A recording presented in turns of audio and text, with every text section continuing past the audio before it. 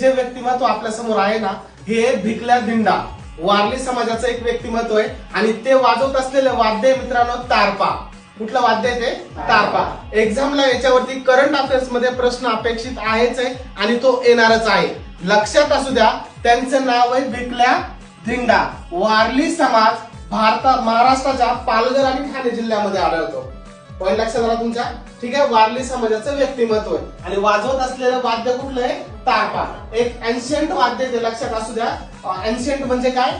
आपल्या प्राचीन काळापासून महाराष्ट्रामध्ये तयार होणारं एक वाद्य आहे, ज्या वाद्याचा वापर विविध मंगलमय प्रसंगी केला जातो. उदाहरणार्थ लग्न, एखादं फंक्शन्स. लक्षात आलं? आणि ती कला त्यांनी आजपर्यंत काय ठेवलेली? जतन करून ठेवलेली, जागृत करून ठेवलेली. लक्षात असू द्या. त्यासाठी त्यांना 2026 मध्ये पद्मश्री पुरस्कार जाहीर झालेला आहे. काय नाव आहे त्यांचं? भिकल्या धिंडा. आणि वाजवत असलेलं वाद्य कुठलं? तारपा.